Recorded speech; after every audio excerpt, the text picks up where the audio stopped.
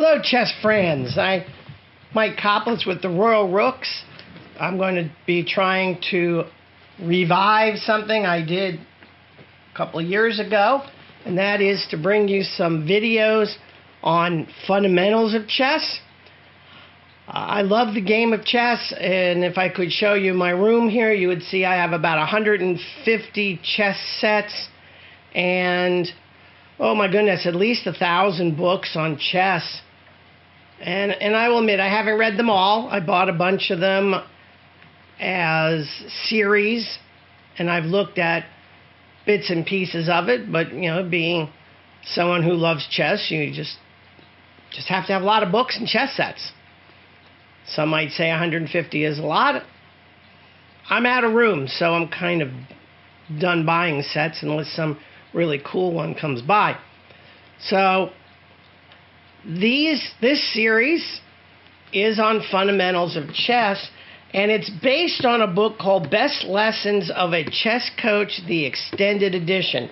Now, you may want to purchase the book.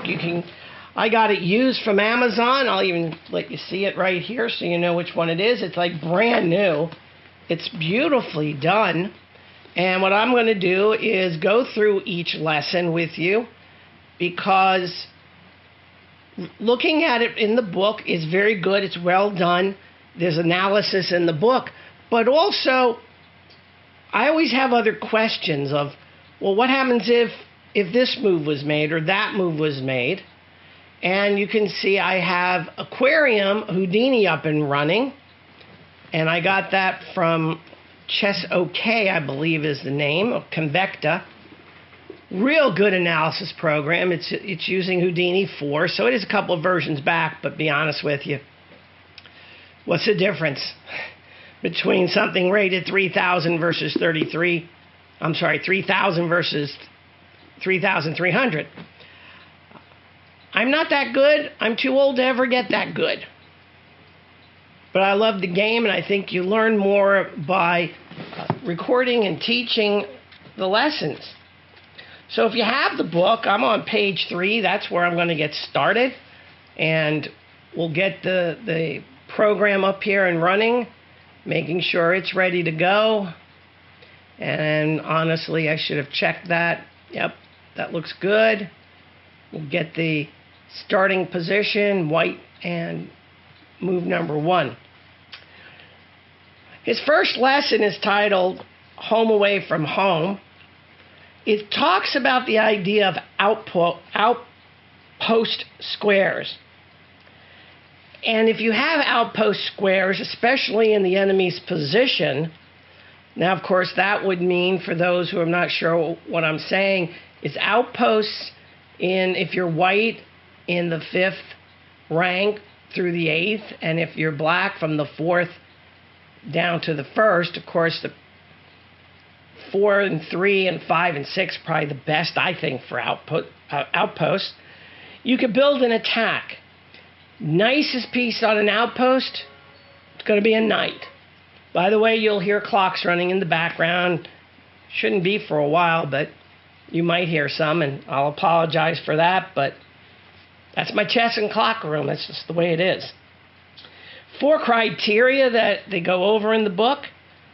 A central square is the best, so that would be E5, D5, E4, and D4, especially for knights. It has to be safe from a pawn attack, so your opponent cannot move a pawn to kick you out of that square. If he can, then it's not an outpost because you can't put a piece there. And it has to be effective by the occupation. Again, that's usually a knight. I've seen really nice F5 outposts if black has castle kingside, and C5 is really good for if he castles queenside. And of course, the other thing is to have an anchor, and the anchor is a pawn protecting. So if your outpost is D5, having a pawn on either C4 or E4, and you can see from my cursor where I am, that's really the way to go. So we're going to be looking at this game in the book. I'm on page 4. It's from 1945. Smlov, and I'm probably saying that wrong, against Rudakovsky. Russian names are very difficult. And it starts as a very simple open Sicilian. And I'm not getting a reaction from the board, so we'll do a quick reset. And I may have to do that once or twice, so don't be surprised if you see me say, oops, got to do a quick reset. As we can see, the board is not behaving at the moment because there are no queens out there. And a knight just showed up, so we'll get rid of those. Get from the DGT board. I don't know what all the queens are doing out there, but let's see if this takes care of it. And it is not. So let's stop the video. I'm going to stop the video, try to figure out what's going on with my board, and I'll be back with you.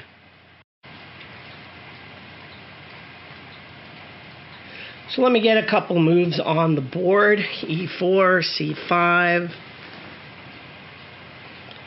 Knight F3, E6, and D4. We have an open Sicilian. I'm sure you have seen this before. It's pawn takes pawn, knight takes pawn, knight to D6. Now, inside of this book, they put questions in now and again, and I'll pose that question to you because you may not have the book. It's a good question. I think it's a poor move, but they asked the question, how about knight to E5? And you can see by the analysis, and I'll just use the cursor to point to it, you can see that's a bad move because black is simply going to do queen to A5 and pick up this pawn for free. It also is moving a pawn twice, which is not something that you want to be doing in an opening. So let's go back to where I was. And we'll pull this pawn back. I don't get real worried about the notation at the bottom of the screen because as we start looking at different variations and moving things around, you're going to see that notation just jump all over the place. Knight C3, these are book moves at this point. D6. If you're unfamiliar with the Sicilian, the open Sicilian, you may want to get a book on it. Very popular when I started playing chess in the 1970s. Bishop E2, Bishop E7. And this is also a variation called the Sveninigan. Again, Russian name that I have a little trouble pronouncing. Came out and says here in 1923. I used this opening when I was in high school playing chess and played Sicilian against E4, as pretty much everyone did because it was the days of the great Bobby Fischer and everybody liked to play a Bobby Fischer style.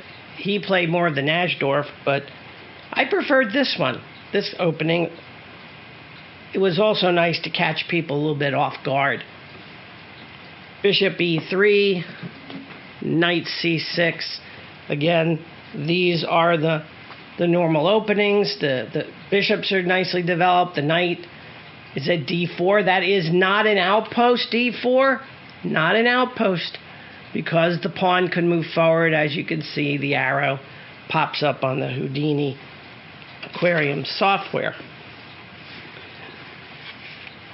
You get black's move on the board with C6. So there's a bunch of things that white can do at this point. F4, very common. You'll see that quite a bit. Moving other pieces, well, castling would be nice. Depends if you want to go king side or you want to have a nice battle and go to the queen side. I like the F4 and the E5 pawns. Control the center, the E5 square. You got some control there. Queen to C7. That's also pretty much book. very much book. You get the queen on that open file. You know that the rook is coming. One of these white rooks is eventually coming to d1. Get your queen out of the way. Normal development. And there should be a castling going on in here.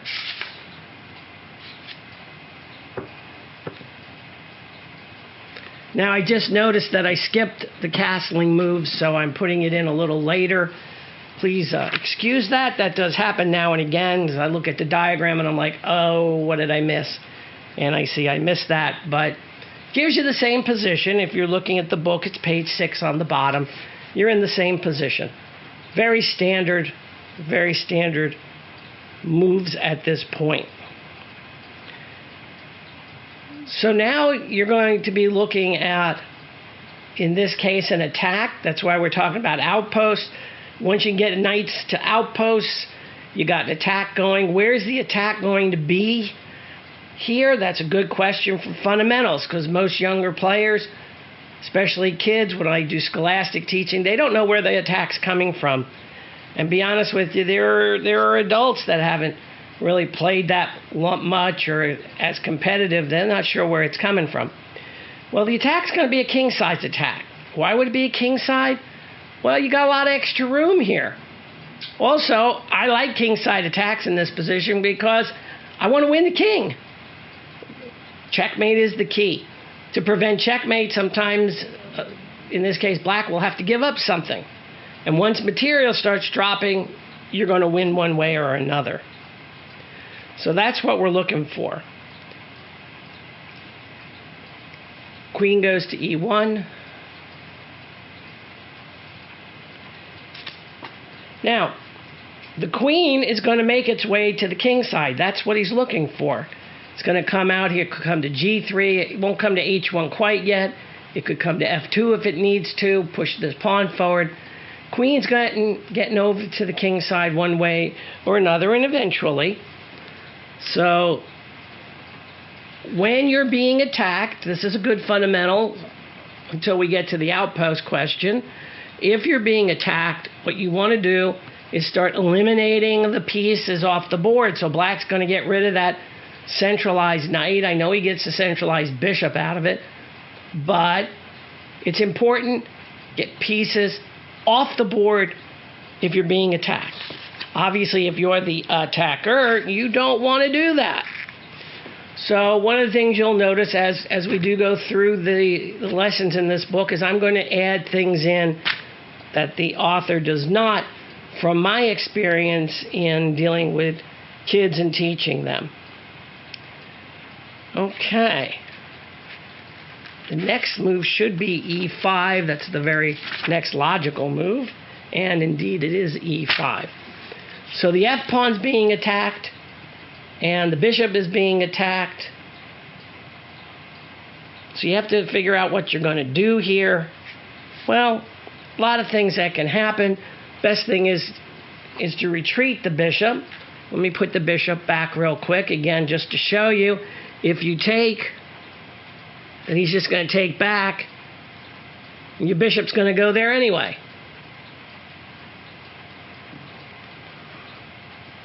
Put everything back. When you bring the bishop back to e3, if the e5 pawn were to take, then you get a beautiful pin. It's not going to last long, but that bishop is in a really nice diagonal. It can still go out to h6. It can also put a lot of pressure on that isolated d6 pawn. So I don't think you're going to see black exchange the pawns here. But we should see what he's going to do here in a second.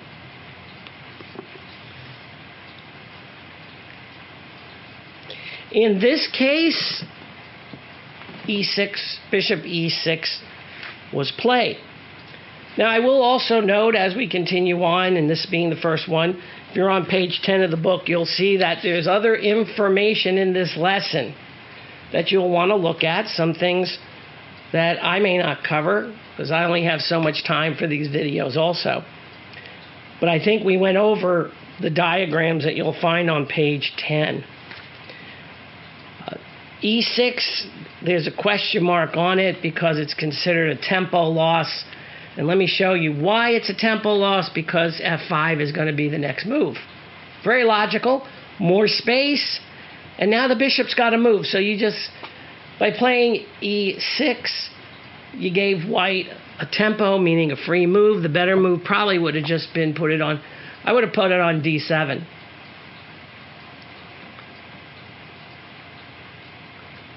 So now the bishop has to move. In this case, the bishop goes to C4. Why go to C4? If you're under attack, and the attack's coming. It's already started. It's coming. Get pieces off the board as fast as you can. White pretty much has no choice. He probably could have let black do the trade, but he decided, nope, he's going to do the trade himself. If we ask the question of who has the good bishop, obviously the bishop on E3, here's E3, is far superior than E7. E7, it can't go anywhere. It can come here and down in this direction. But right now it's blocked by its own pawn. The bishop now comes out to G5. Essentially, let me see, does that pin? Yes, that pins the knight. This knight here on F6 can't move, because if it goes to D5, you'll just take it with, well, you could take it with the pawn. I guess you could go, yeah, it looks like you probably could move the knight to D5 and get away with it, because if I take it as white with the pawn, you're just going to take my bishop, so it's really not pinned. But it does show you that E7 it's a little vulnerable right at the moment.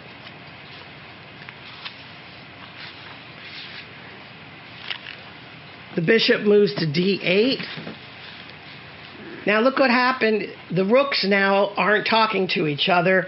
The rooks can't get into position. That bishop at D8 is just blocking a whole lot of stuff.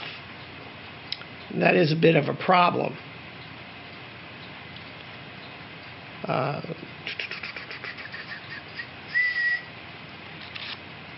Now, out of sequence a little bit again, but that's all right. I'm going to pick up the same problem. Actually, I probably should go back and tell you that I did put us out of sequence a little bit. And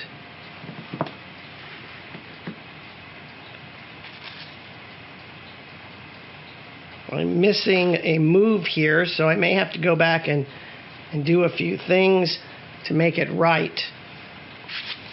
So I did miss a move. And that does happen now and again. Let me fix the board to move 17. And then we have move 18, but there's a move missing. That rook, this rook should be on E1. I do apologize for that. As I said, that does happen now and again. I'm trying to read the book and do this all at the same time. The cool part about the DGT is that I can click and get us back on track properly. But what we discussed makes sense. This is the actual game. This is now move 18 for white. If you're following in the book, it's on the diagram on move 18. My apologies again for I messed that up a bit. Trying to do too much at once. C3, you got to protect the pawn one way or another. That way it works fine. B5. Sorry, this doesn't mean anything to me. Why does B5? What is that doing? And then he's going to move B3 here in a second. White has expanded on the king side. So the attack is still coming. We still got time. I think F6 is a possibility. It's probably a possibility on the next move or two. So you got to have counterplay. So the counterplay is on the queen side, and white decides to go with B3, attacking the queen. I would have done it. I would have considered F6, be honest with you. But again, I'm not a grandmaster. And the king is going to move after the check. Rook to C8. Of course, it doesn't matter. You can't take, it doesn't matter what's going on in this file. on the C file because you can't take this pawn. But notice here, let me stop because this is the big part of the lesson. I'm clicking on the knight. Notice it's in an outpost. Nice part is black bishop. Can't chase the knight. There's no way to chase the knight away. There's no pawns to chase her away. There's no white bishop to chase her away. The only thing you could do if you really had to get rid of this is you'd have to trade a rook for it. And as I mentioned, you're threatening this move f6. So now you have the outpost and the attack, and the queen can move very quickly and get over to h4, and then eventually maybe h6, and then in for the checkmate. So black's got to be a little careful. So rook to c8. Rooks do go on open ranks. Open files. In this case, semi-open. You want your rooks on open and then semi-open files. King to h8 was played. And as I suspected, and you probably did too now, f6 going to get played. Has to be. It has to be. You got to break open the king's side. You're attacking, you're open, away we go. Now, there's a lot of things. You could stop the video. You could take a look and say, gee, I wonder how I would defend this. I think it's tough. In the game, let me put f6 up on the board. There we go. Black decided to play g takes f6. And this is where the DGT got out of sequence. Let me reset. Again, my apologies. This does happen from time to time. Yeah, I'm either reading the notation wrong from time to time, and I do, again, apologize for that. And in this case, the DGT decided it didn't like what was going on. I mentioned the queen, h4, man, you could see that coming a mile away. This pawn on f6 is really going to be a problem. I mean, black's got to move that pawn. He's got to get that pawn moving so he can get the rook up. See this rook? You can get the rook over like that real quick. Or like that at least. So let's see what happens. Rook goes to g8. That's another way to do it. That works just fine. Should have mentioned that. Knight comes into f6. Now you don't really have an outpost in the same manner as you did a little bit ago because there's no pawn protection there, but you can see you're in the attack, so you came out of the outpost, you're threatening mate, right? Queen take is mate.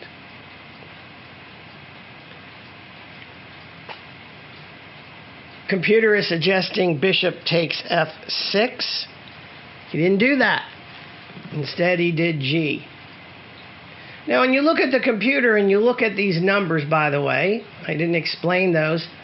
A plus means that this means white is ahead 0.8 pawns, 0.8 of a pawn. That's really all it means. And they're about the same. Bishop takes, rook up, about the same, protects the mate. And the nice part about the Aquarium Houdini is just going to keep plowing out move after move after move after move. It's just going to keep going. This is an 4-core 8 processor computer. So it's cooking. Okay, rook to f3. The rook was supposed to be on f3, so where did we miss that? I did miss that move. You want to get the rook up to f3. It's called a rook lift. It's real important. And I'm going to be bringing the diagram back in a second because we're off by just a smidge. So let me, again, go into the position, get the correct position, and this is with black to move. Everything is, honestly, is the same in the game. I'm on the diagram of 17. I always suggest you get the book and follow along because it's really worth it. And the move is black's. It's actually white's move at this point, and the computer thinks it's black. So we come in here and make it white's move.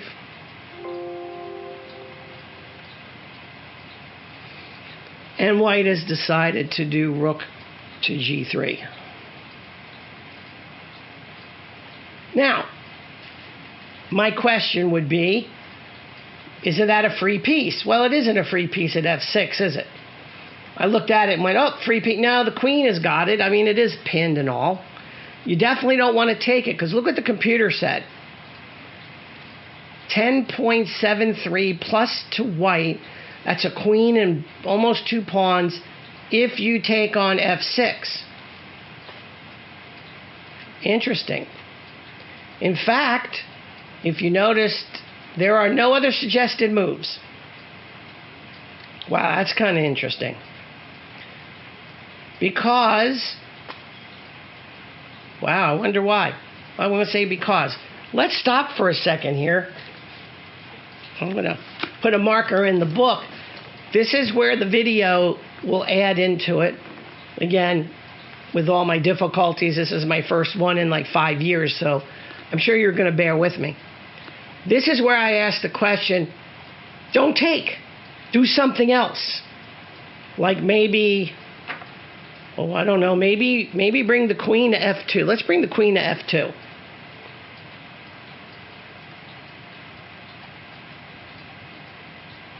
Well, that takes care of that problem. We have a mate in 2. Let me click on it so you can see it. Again, advanced players should see this automatically, but for you that are new, since this is fundamentals, wow, checkmate, end of problem. Well, that's not going to work. Okay. So let's put the queen back. So we are threatening, now we know what we're threatening. We're threatening queen. Here we grab it. Queen is going to take h7 check. The rook has to take it. And as you saw, then this rook, look at that checkmate. That's sweet. Black has no choice. It's that or he's checkmated. He has to take the knight. That's exactly what happens, of course, in the game. And now the queen is going to take f6. Notice that's what the computer said. You got to take it. Now you got a problem. Got to protect that rook. Computer says that white is still up by 10. So now the question is what's going to happen? Well, the next move is d1, just like the computer says, because this rook on d1 has got to get into the game. It's got to get moving. Black is essentially lost, and black essentially knows it. I think d5 is actually good for black because he's going to get the queen. He's going to get let me show you. He's looking to get the queen to the defense. He's got to do something really fast.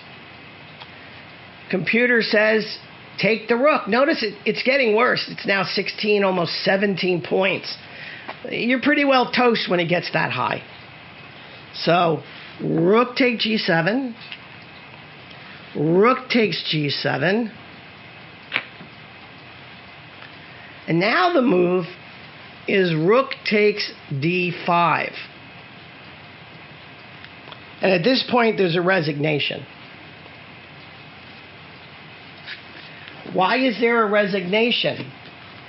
Well, take a look where the arrow is pointing at that d8 square. The rook here is pinned. The queen is attacking d8. The rook is going to d8. Where's this guy going to go? Well, okay, so maybe he comes here. Well, that's easy. Now you have no choice but to exchange off. Right? And at this point, and this is easy at this point.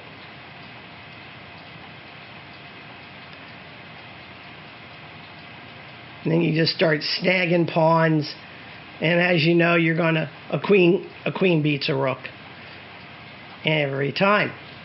So I hope this lesson showed you how the outpost with the knight on d5 was able to jump into f6 when the attack came down.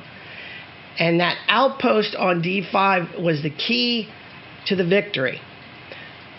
Again, short apology for messing up the notation here and there, but we got to essentially the same place.